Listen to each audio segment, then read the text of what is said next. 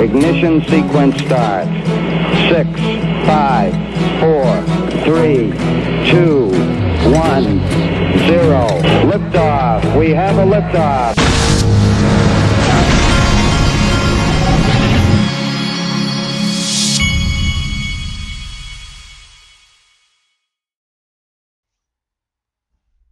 Hey everybody, this is the Digital Asset Investor, and they have at least temporarily canceled our Little League season. That is how crazy all of this has gotten, but that's where we are. They've canceled some of the school where I'm from, so we're in uncharted territory here, but I believe, I mean, as crazy as this may sound, I believe I'm more optimistic about digital assets and XRP than I ever have been. And 2020, I'm telling you, 2020, it's not 2021, not 2022, it's 2020. This is the year. All of the things in my gut are going off like alarm bells. Okay. And I'm going to lay out a lot of this for you today. Now, this is going to be another one of those long videos. I'm sorry if you guys don't like the long videos, but the path has led me to long videos. And so here we go. All right. First, from Brian Melancholy XRP, he sent me this. This is a great video from I Am Legion that he found. And so I wanted to play this real quick. We often find is corporate treasurers like this niche capability of this particular provider, but they don't necessarily want to deal directly with that company. They would much rather have that service provided under the umbrella of their core relationship bank, which has been very much front and center of our strategy to partner with fintechs with core capability that is complementary to our own platforms and provide those services to our clients under that relationship umbrella. And that seems to be very much what corporate treasurers are looking for from their banks. Okay, so there's that. Now, I wanted to read to you about what this is. One of the things that I've learned over the last couple of weeks, haven't learned over the last couple of weeks. I've known it for a long time, but more or less I wanted to just communicate to you that a lot of what happens in this world starts with these think tanks like the Brookings Institution and some of these others. And so what I've noticed is that there was and maybe it was just because Ripple went straight to these institutions, I don't know, but you can see a pattern. If you look back all the way to about 2016, you can see that Ripple and some of Ripple's representatives just started popping up in front of these at these events with these institutions. And I'm about to just show you an example, but I wanted to show you what this is. The Brookings Institution is an American research group founded in 1916 on Think Tank Row in Washington, D.C., conducts research and education on social sciences, primarily in economics, metropolitan policy. In other words, if you wanted to get something done at the worldwide level, you would go to these types of think tanks and begin to present your ideas and that type of thing.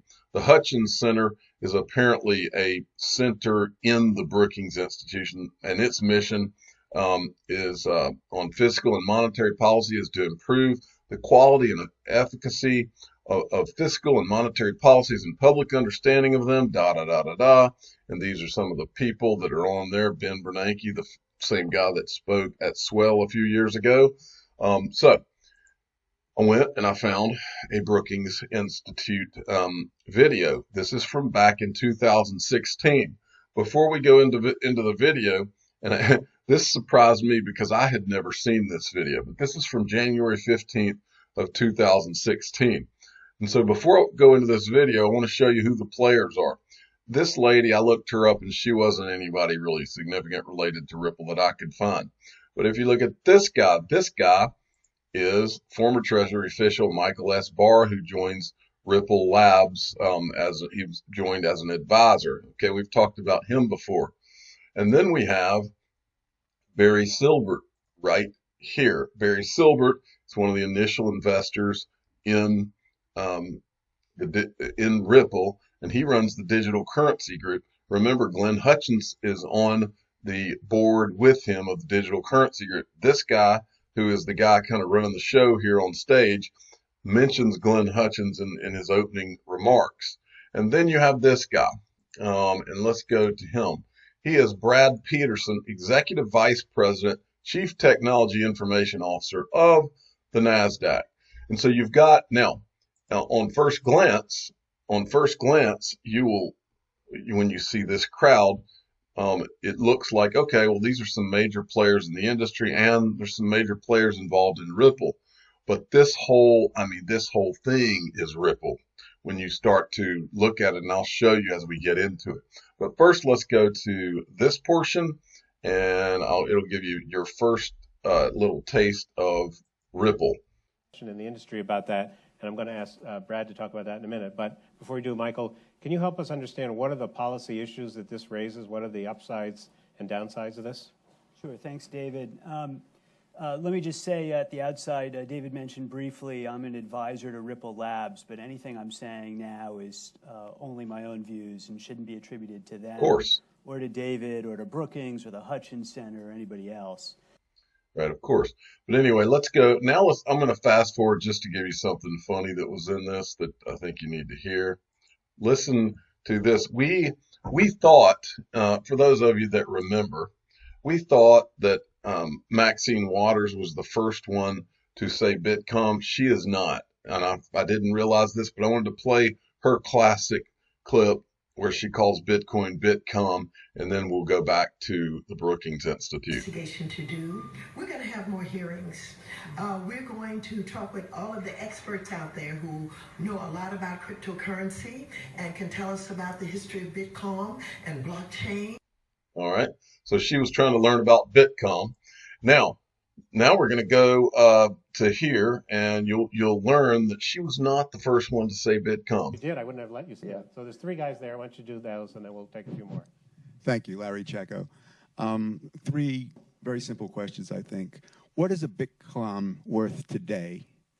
Is it stable?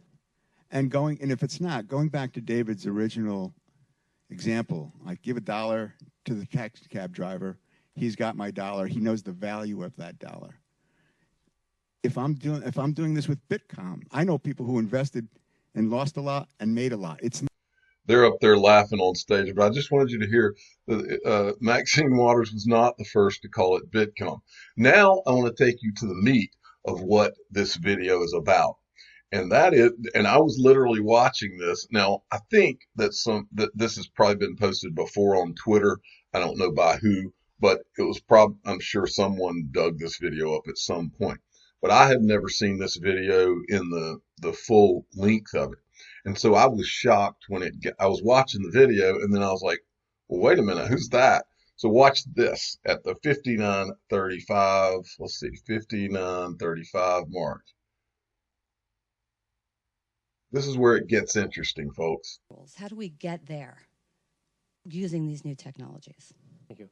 Brian, you talked a little bit earlier, and I wonder if you could repeat for this bigger audience, how is this like or unlike where we were when the internet was in its infancy? Yeah, that's a great question. I'm Ryan Zagone with... Now, for those of you who have not been around, Ryan Zagone was the head. In fact, I'll show you his resume before he starts talking. He was the head of research and director of regulatory relations for Ripple until July 2019. I believe that his mission was accomplished right before this. And he's about to I'm going to let you watch unfold what his mission was. And his mission, in my opinion, was to get the world to make the interledger protocol the global standard. I believe that's what he was for. And I believe you'll see this unfold in the videos I'm showing you, starting here. Ripple. Right. And say your name so everybody can. Ryan Zagone with Ripple. There's a recognition here that there's many benefits to the technology. But unlike almost every other sector, the regulatory framework must be in place for innovation to take root in financial services. And there is a broad recognition that that is needed. Now, we've faced the same issue about an uncertain technology and an uncertain time before. This isn't the first time we've had to ask this question. And it was with the creation of the internet. We recognized it as initial use cases were negative to illegal, but it had much potential for benefits. And those are the benefits we've realized today. Now, we addressed the internet in a very proactive way, and it was led by the White House at the time developing a framework for e-commerce that had several characteristics. And it was consistency globally, that it was predictable and clear, that it included consumer protections, and it included security. Like, that was a framework that was adopted by the UN and in Europe. So it was almost global in perspective. That was a way to look at an emerging technology, and we can create a framework for positive innovation to occur while allowing space to step in when negative things did happen. We proposed at Ripple taking that same framework developed by President Clinton, the framework on electronic commerce, and just replacing electronic commerce with blockchain. Like, that is the same situation we're in today. And despite it being a very challenging position to put regulators in, we've faced this challenge before and we've responded very effectively. So you can see these guys were laying this out. They knew what they were doing in 2016. The goal was simple. It was to get the worldwide powers to look at what Ripple was doing and make it the standard. We've heard it 1,000 times, to be the global standard, just like what Bill Clinton did with the internet. Well, let's look at what Bill Clinton did with the internet. He just referenced it. He referenced the framework for global electronic commerce, and this is the actual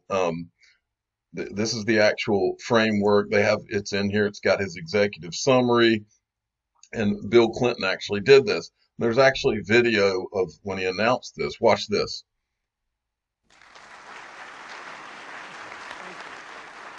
Thank you very much. So that for the first time, all the children, without regard to their personal circumstances. In many ways, electronic commerce is like the Wild West of the global economy. Our task is to make sure that it's safe and stable terrain for those who wish to trade on it. And we must do so by working with other nations now, while electronic commerce is still in its infancy. To meet this challenge, I'm pleased to announce the release of our new framework for global electronic commerce, a report that lays out principles we will advocate as we seek to establish basic rules for international electronic commerce. I'm directing Commerce Secretary Daley and to coordinate our outreach to the private sector. Because the internet has such explosive potential for prosperity, it should be a global free trade zone. It should be a place where government makes every effort, first, as the Vice President said, not to stand in the way, to do no harm. We want to encourage the private sector to regulate itself as much as possible. We want to encourage all nations to refrain from imposing discriminatory taxes, tariffs, unnecessary regulations, cumbersome bureaucracies on electronic commerce. We'll be able to extend our trade to the farthest reaches. There you go. There's that. Now let's go back to Ryan Zagone, because he's the guy. He's the one, and he is done in July of 2019, which is part of the reason you keep hearing 2020, 2020, 2020. Okay, I believe that the mission was accomplished in late 2019 or mid 2019. All right, so let's go down the Ryan Zagone road.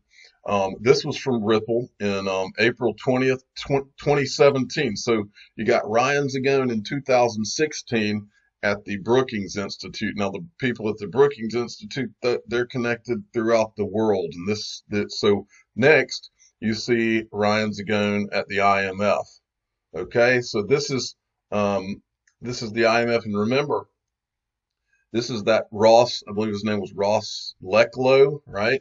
So this is, I think it was Ross, I can't remember for sure, but anyway, this is the same guy. If you remember, we've shown the video several times where you got Brad Garlinghouse on stage with this guy, and they're asked if cryptocurrencies will be adopted by the IMF, and this guy looked extremely uncomfortable. Brad Garlinghouse was laughing, but here's Ryan Zagone right here.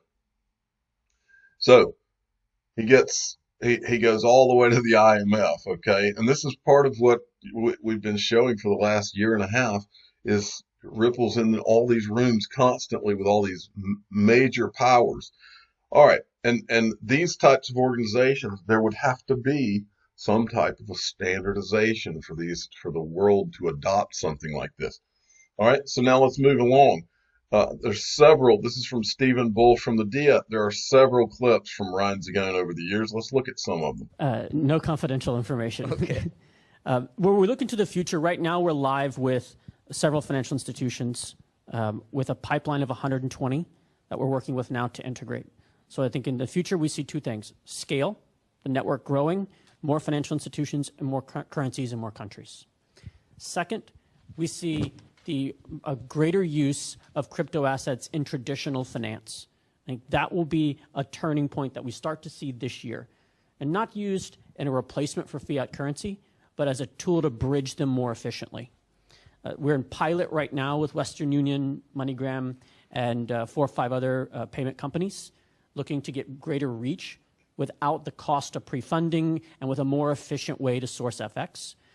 Some of our early pilots a few years ago that we've been building off of showed the potential to lower your FX cost by about 60%, to lower the operational cost of a cross-border payment materially when you introduce these new types of tools to source FX. That has a lot of potential. It's still in pilot. We're still specializing that product, as we referenced earlier. But that I see coming into the fold this year, and this change in mindset of blockchain good, crypto bad, looking at it more broadly as these are tools that have many different use cases, and we're starting to see new, productive, positive use cases come to the forefront. Makes sense. No confidential information. Okay, there's one clip.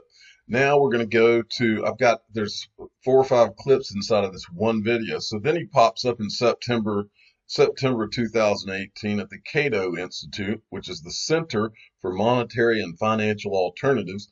And the first clip with him would be around the 3-minute mark. Here we go. Space that are actually reducing transaction costs and speeding up final settlement of payments. What are the big players or innovative companies that you see in this space?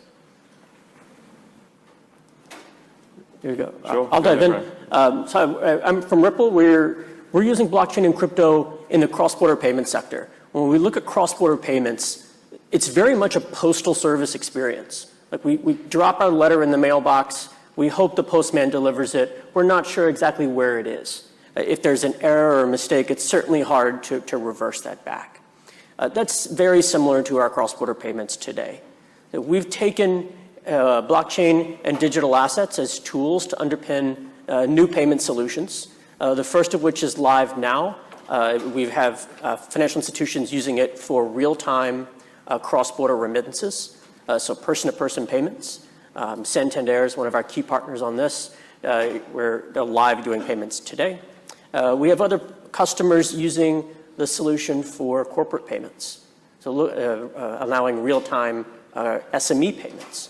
When we think about SMEs, they're mostly domestic focused today, but as they grow internationally, they hit these barriers in the cross-border space. It becomes too operationally or too intensive from a Treasury side to really engage in global growth. So that becomes a barrier to commerce. And now we have several clients that are now using it for corporate payments. One client's done over $1 billion in transaction volume for SMEs just in the last few months. So very rapid growth there. I think Ripple's also notable for what we're doing with digital assets in the payment space. We've been trialing that now for about 2 or 3 years now, and it's going live later this year, a platform to give you real-time access into markets without pre-funding. So this is looking at especially illiquid currency pairs, payments from, say, Mexico to Thailand, where it doesn't justify the cost of pre-funding, but you can use a digital asset as a real-time bridge. Our trials have found that reduces the cost of that payment from 40% to 70%. So some material reductions while opening access. Okay, and then we've also got a good from the 10:15 mark or so. Here we go. But on this area specifically, how do you think the U.S. ranks compared to other countries? I agree with a lot of the comments earlier that certainty is the prerequisite for adoption. Like that's pretty well founded, and it's global in scope. I do think where we're seeing now is a recognition that blockchain and crypto will play a key role in the next generation of infrastructure for financial services. And countries now recognizing there's potential to be a leader there so they can become a global capital of finance. So you can look, you see companies putting holistic frameworks in place to attract this technology and this investment. We've talked a lot about UK, and the reality of UK's work is now being shown. Like there's now more people working in fintech in London than New York, also Hong Kong, Singapore, and Australia combined. Their fintech growth has been astounding, and it's both domestic growth, but foreign companies moving there because the environment is so much more workable. It's not easier. There are still high bars and strict rules, but it's flexible and workable to allow innovation to happen. We're also seeing China lean in very directly. The VC investments from China in technology are about to eclipse the US for the first time in history. This is a key focus on building financial services and having China be a global capital of finance. So it's a play that they took from the US. Like in the early days of the internet, the US was a leader in building a holistic framework for electronic commerce. And that's what enabled the growth of mega tech companies that are global in scope but US based. That they're taking that philosophy and that strategy and applying it here for this next generation of finance. So in the US, I would look for, and we urge this holistic view of a coordinated approach toward regulation, where today it is a bit more fragmented than what we see in other countries. He's talking about that global framework again. So that's what this guy's been working on. He was working on all the way through 2019. Let's go to the 1740 mark. Cryptocurrencies is not a security because its current decentralization means the legal definition of a security does not apply. So what do you think about the way that the SEC has been handling these assets, pros and cons, and do you agree with how Hinman has tackled the issue? Yeah, we're seeing the SEC lean in and look at this space very closely. I've seen they've said publicly prioritizing fraud, which we would applaud that. There is, especially in the ICO space, seem to be a significant amount of fraud there, and many people have pointed that out. And they're going down the list of Bitcoin, Ethereum. It's no surprise, no secret. We're engaging with the SEC. We have been for quite a long time. Across for the past, I've led regulations at Ripple for almost 4 years now. We've been engaging in DC and globally throughout that time span. So the conversations and the engagement's not new, but I think given that the topic has grown internationally, people are taking a closer look, especially after we saw price spikes in January across all the cryptos and price declines in February and throughout the quarter since. There was a renewed interest in consumer protection, AML, and market integrity. And we've seen that not just here, but at the G20 level, the OECD and FATF as well, so large international bodies. We're engaging with all of those, and we're very clear. We have a long-standing view of XRP. Does it meet the definition of a security? We didn't create it. It's not equity in our company. But it's ultimately up to the SEC to decide that. Mm-hmm. Yeah, no. Okay. Then we've got at the 3750 mark, he speaks again. Don't have a lot to add on top of that. I think that that would be sort of the Fed's views with respect to what a 21st century payment system is going to look like. Yeah, 10 years is a long time frame. My key lesson from the last 1 year is there is a pivotal shift happening in the crypto space right now. It is a shift from the retail consumer focus into the enterprise space, so financial institutions themselves looking to adopt it, and a pivotal shift in the use case, where these technologies started out as a replacement for fiat currency. So we do away with the US dollar, we'll just use Bitcoin to buy our coffee. There's a pivotal shift away from that to how we can use the technology to connect fiat currency more efficiently. And I think those two shifts happening in parallel, an enterprise shift and a use case shift to have positive uses of crypto, have a lot of potential. This whole market will look very different 1 year from now with those two things happening. Great, thank you. We are now. Okay, and the final clip is it about the 40-15 mark? Let's go to here. Businesses in the United States. It must be in the hundreds of billions of dollars. So yeah, let's answer the I suppose access to coin liquidity question, and then on to Diego's. Does anyone want to tackle? I mean, liquidity is critical, and I think right now it's the weak point. It's a weak point in many countries and in many assets. However, I think it's also underway of being solved. This move towards more enterprise players and the maturity of the existing exchanges. We're seeing exchanges step up and make strong investments in their infrastructure. All of those are signs towards like enterprise-grade platforms, which will add to liquidity. I'll point out, even Thailand is a good example here of a leading APAC country. They've done a 180 from banning banks from using crypto to allowing financial institutions to leverage it as a payment tool. And then 2 weeks ago, they came out with additional guidance allowing banks to invest in crypto exchanges, like to run digital asset exchanges as a way to provide liquidity for those payments. So we're starting to see the very early tip of that start to happen. Until very recently. Okay, enough of that one. And now I'm going to take you, this would be September 25th, 2018 from Bank XRP. Hello, I'm Ryan Zagone from Here, Ripple. here he is at the round table at the Library of Congress to discuss legislating certainty for cryptocurrencies. We're a company using blockchain and crypto assets to improve cross-border payments, taking payments from, say, 2 to 4 days down to a few seconds at a much lower cost. Looking at the token taxonomy topic, I want to expand the lens out some from ICOs to broader crypto. It's a broader world than just ICOs, and the importance of looking at this entire sector. So we see recognition globally that blockchain and crypto assets will play a pivotal role in the next generation of finance and our national economies. And there are countries racing to provide regulatory certainty so they can be the winner in this race. They can essentially take a stake as the global capital of finance, which is now in the US, moving elsewhere. We're seeing national holistic frameworks in other countries designed to drive the adoption of this tech. You can look at UK, Singapore, Japan. In the UK, there's now more people working in fintech than New York. Also Japan, Singapore, and Australia combined. So the race is real. They're winning because they have one framework that covers this entire technology. It gives certainty to the market across a variety of these technologies. Certainty is that prerequisite for adoption, and it's enabling much faster growth.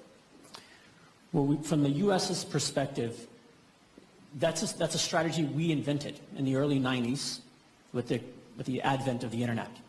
The White House came forth with one framework for electronic commerce that gave certainty to the market for internet development, and that spurred the US to be a leader in internet technology. We see opportunity to take the same opportunity or the same move today. One framework for this entire technology.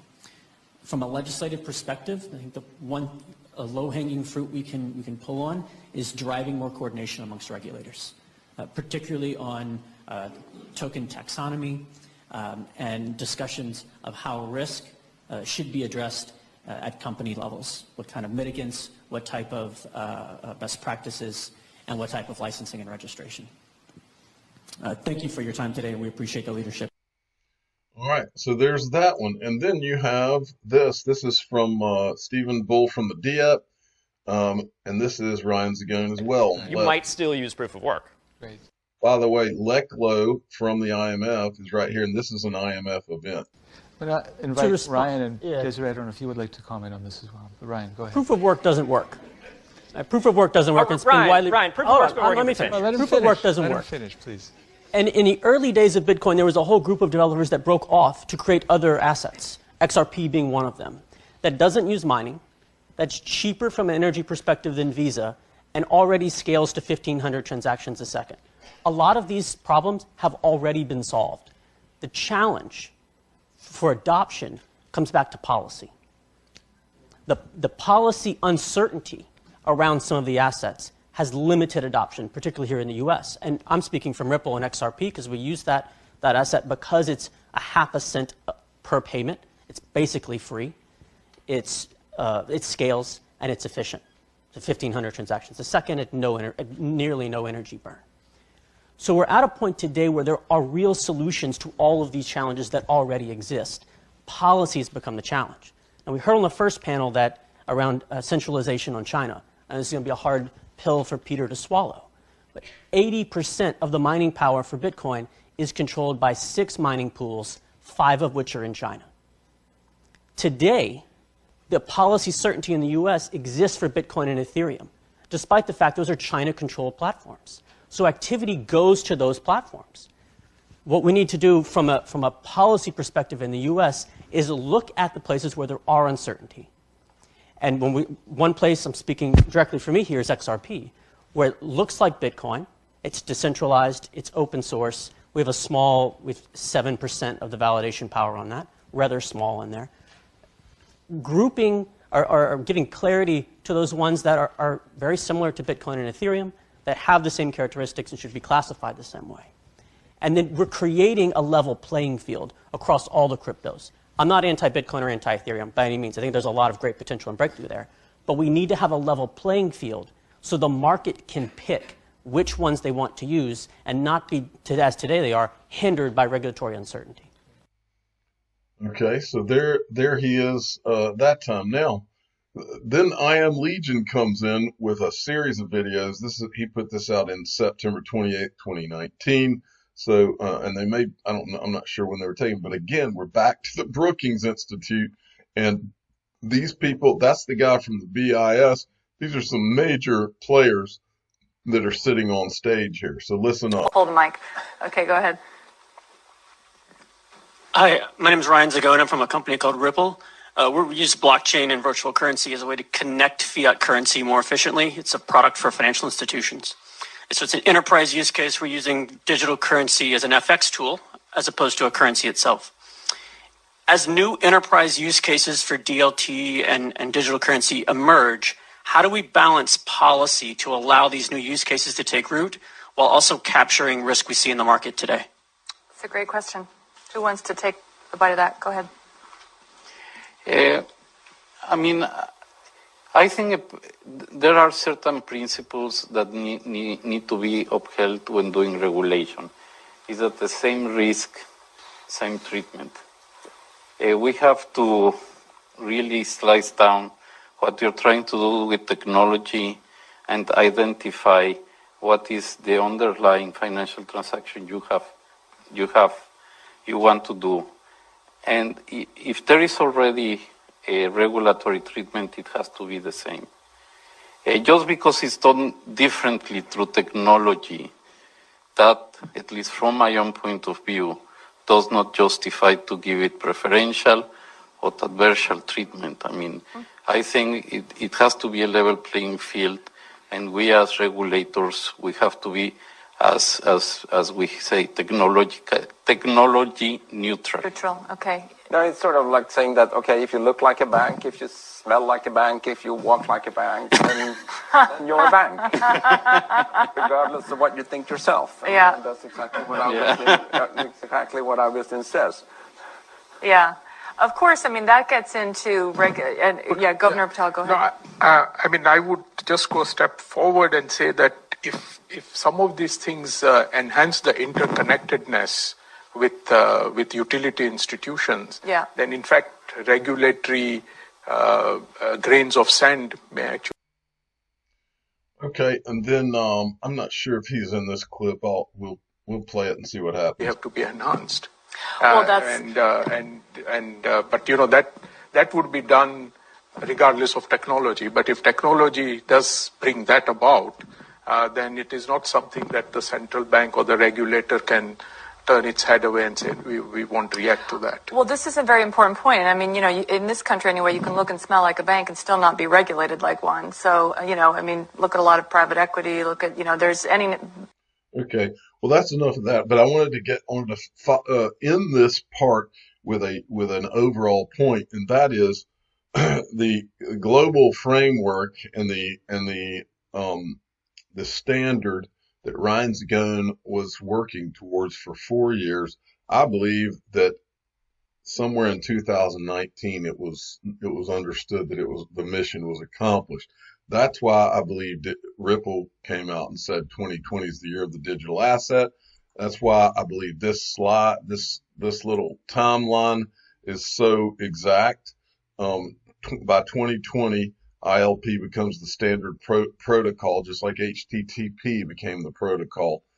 And then finally, to kind of finish up this video, look at what the problem is look at what the problem is in the markets right now with this, what's going on in the financial markets right now. It's always been about liquidity, folks. That's the reason all these central bankers and bankers have seen Ripple and XRP as an important part of all of this. And I'm going to lay it out right here and let Ryan Zagone do it for me. Nightmare on Wall Street was all about liquidity. This is from Yahoo Finance, and this is talking about what happened this week. Then there's this from Michael at VAL5 Links. I wonder, XRP, Steve Mnuchin, the Treasury Secretary of the United States, says there will be liquidity available. Whatever we need to do, whatever the Fed needs to do, whatever Congress needs to do, we will provide liquidity, Mnuchin said. There will be a massive amount of liquidity. And for those of you that have never seen this, I'm about to show you a portion of a Ryan Zagone presentation that he made in 2017 in response to this. Real-time cross-border payments. As our network, or today on the network, we're using very liquid currencies. US dollars to euros, euros to Canadian dollars, yen to US dollars. These are very liquid currencies. So liquidity is not a challenge. But as our network grows to new financial institutions, new countries, new areas, we'll likely see currency pairs that are not liquid. They don't have a strong liquidity base between them, or there's not a market maker to provide that liquidity between the financial institutions. So we know we'll need some type of liquidity solution to help liquidity scale at a very high rate. I want to talk for a minute about a digital asset that we're using to enable liquidity to scale. Now, today, we enable payment reach through account relationships. These are pre-funded accounts that banks will have with each other to provide liquidity. A bank would open a Nostro account with its correspondent or a pre-fund account with another institution. There's several costs to doing this. There's a fee to open and maintain the account that the bank will pay to its correspondent. There's compliance cost that the bank will incur to keep the account open. There's a large opportunity cost of pre-funding and trapping liquidity in those accounts. So banks will often over-allocate funds to the account because they're not sure what their payment volume will be. So there's a large opportunity cost to having that capital trapped there. Altogether, these costs make these account relationships only viable for very high volume currencies. Like on the slide here, I have US dollars, euros, and Canadian dollars. The banks will have enough payment volume to justify pre-funding these accounts. That's not the case for illiquid or low volume corridors. So for instance, all the currencies on the bottom portion of the slide. The Philippines peso and the Canadian dollar likely don't have enough volume to justify opening and pre-funding an account there. So we know that's a limit that exists today in traditional networks. It will also exist on Ripple. But we're thinking through how do we solve that. We've taken a digital asset, or often referred to as a virtual currency, called XRP. XRP we use as a liquidity tool between banks to enable immediate reach for liquidity between institutions. So today, if a Canadian bank wanted to pre-fund an account at a Philippines bank, it would have to send a payment through a traditional rail. It would take 4 or 5 days to get there. And if they needed to withdraw that funds, it would take another 4 to 5 days to get back. So that's a pain point in enabling fast payments. With XRP, this is a tool that the Canadian bank would use to immediately send value to the Philippines bank. In exchange, the Philippines bank would earmark local currency, peso, on its books, and then make a fiat to fiat payment with the currency they've just secured. So may be a fiat to fiat payment between Canadian dollars and peso. They've used XRP up front to enable direct liquidity between those. So instead of having to pre-fund accounts with banks all around the world, a bank can hold one position in its domestic account and send XRP directly to the bank it needs to make a payment to for the exact amount of currency that needs to be dispersed. This gives you the ability to consolidate all of your capital positions, have a much more capital efficiency, and have reach directly to institutions when you need it. You don't have to pre-fund and park capital at banks that is not being used. So put to use this way, XRP allows fiat currencies to move much more efficiently. A bank can pre-fund an account and get liquidity immediately on demand. This is all designed to make fiat currency move more efficiently and more fluidly. So it complements a fiat currency. The payments being made are still in fiat currency, still Canadian dollars to Philippine peso. However, they're using XRP just as a tool to source that liquidity. So XRP in this lens, it complements fiat currency. When we think about other virtual currencies, say Bitcoin, for instance, that's a tool that's being used to replace fiat currency. So the consumer would take this currency and use it to buy its coffee with instead of using the central bank's currency. So in that approach, it becomes inherently competitive with the central bank's own currency. With XRP, we've taken that similar technology and applied it in a way that complements fiat currency. It helps banks source currency immediately. So this is like a second generation of or second use case that's come to the market for virtual currency. We ran a trial last year of 12 banks that did not have accounts with each other, but wanted to make cross-border payments, where they used XRP as a means to source fiat currency. So they were using XRP to source liquidity and test its use case. In that trial, we found that it was quite successful in getting immediate access to liquidity and having significant capital savings for these institutions. We're moving now to production of this type of solution. We're partnering with several exchanges in different countries to list XRP, to quote it between the local currency.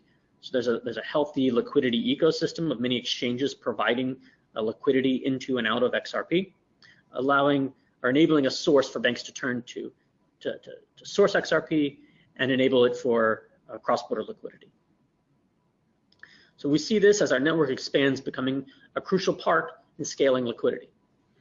We should note all the payments remain in fiat currency, so it's still government currency, and this is an optional tool. We don't require it for use of the network. A bank can use Ripple without ever engaging with XRP if they don't have an interest in that. So it's a preview of how we're looking at solving liquidity in our system. It's an optional tool that we do expect to see a great adoption for over the coming years. So that concludes the presentation today.